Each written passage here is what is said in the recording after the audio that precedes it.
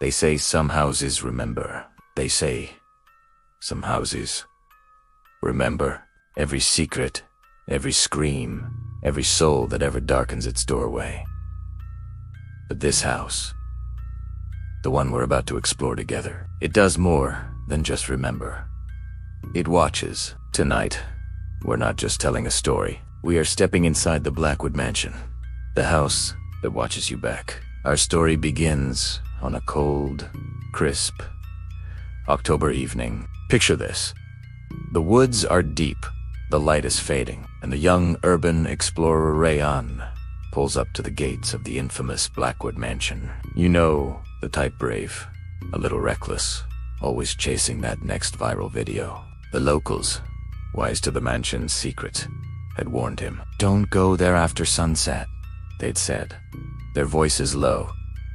People who go in, they hear things, whispers, calling their name, even when they're completely alone. But Rayan, he just laughed it off.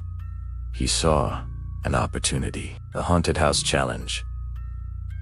Easy views, right? He grabbed his gear, a confident smile on his face, and pushed open the heavy, creaking gate. He had no idea what he was walking into. The moment Rayan crossed the threshold, a profound chill sliced through the air.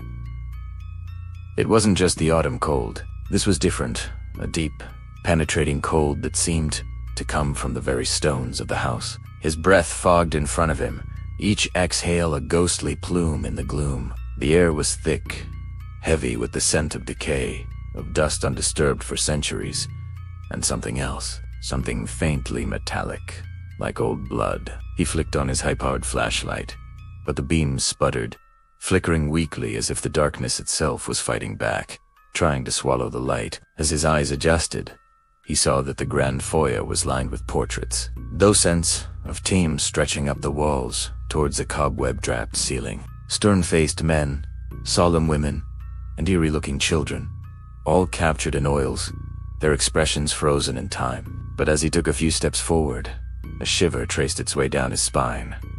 It was a strange optical illusion, he told himself. The eyes in the paintings, they all seemed to be staring directly at him.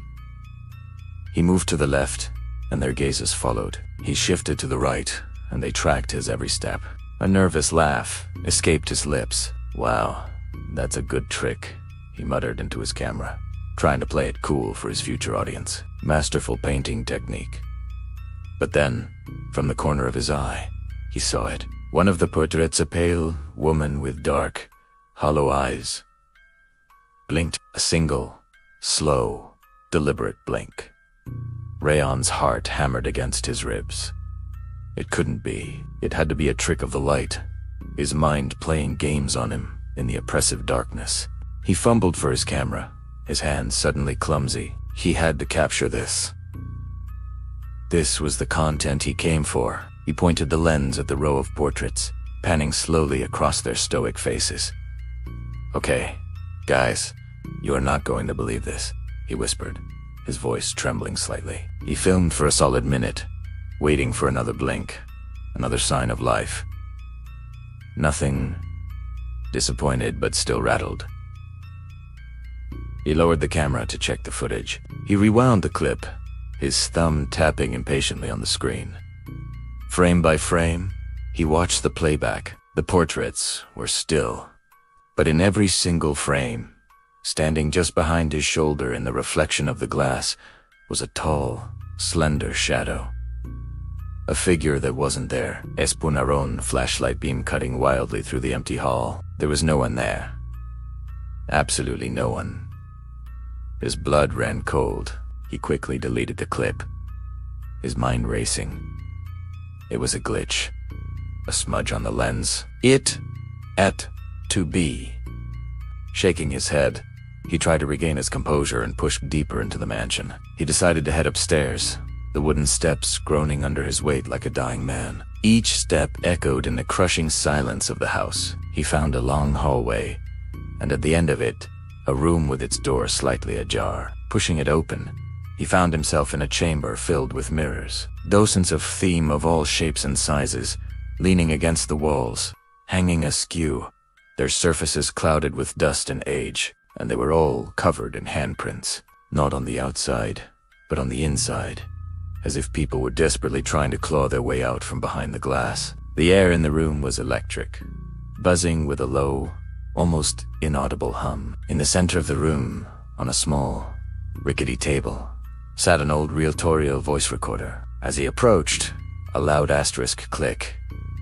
Asterisk echoed through the room, and the spools began to turn on their own. A dry, raspy voice crackled from the speaker, a voice that sounded ancient and tired.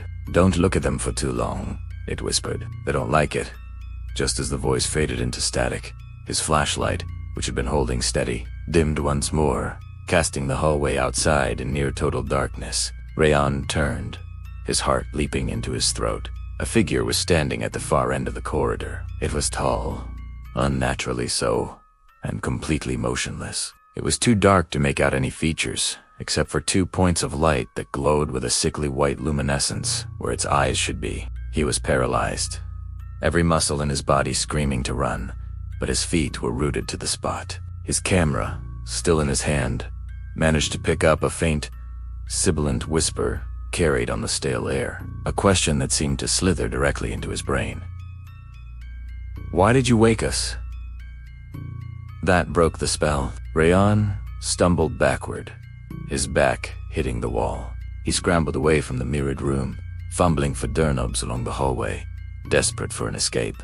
But every door he tried was locked, sealed shut, as if they were never meant to be opened. He risked a glance back down the corridor. The thing, it was closer now, impossibly closer, having moved without making a sound. A raw, guttural scream tore from his throat. He threw the camera in a panic, his only connection to the outside world, and bolted, taking the stairs to 3 at a time. He didn't care about the video anymore. He just wanted out. He reached to the bottom, his lungs burning, and lunged for the front door. But the front door was gone. In its place was a solid wall of old, grimy bricks mortared into the frame as if it had been there for 100 years. He was trapped. The next morning, the local sheriff's department found Rayan's car parked outside the Blackwood mansion, its engines still warm. They conducted a search of the grounds, but the mansion itself was sealed tight. It was during their sweep that a deputy found it lying in the foyer, just inside a broken window pane. Rayan's camera. Miraculously, it was still on, still recording. They watched the footage, their faces growing paler with every passing second. The final few moments of the recording showed nothing but darkness, but you could hear Rayan's terrified, ragged breathing, and then a final, choked whisper. So quiet they almost missed it. "It's watching me." Through the walls, no trace of Rayan was ever found. No one ever dared to enter the Blackwood mansion again, but the locals say that sometimes, when the wind is just right, and it howls through the trees surrounding the property, you can still hear a faint voice whispering from within, a voice that sounds a lot like Rayan saying, "Subscribe before it finds you." If you made it this far, you're braver than most. The story of Rayan is a chilling one, a cautionary tale for all who seek fame in dark places, but it leaves us with a question. Would you spend one night in the Blackwood mansion? Let me know your answer in the comments below, and if you enjoyed stepping into the shadows with us tonight, don't forget to hit that like button and subscribe for more Tailies from the dark. And maybe do it before midnight. You never know who or what might be watching. Thanks for listening. Stay safe out there.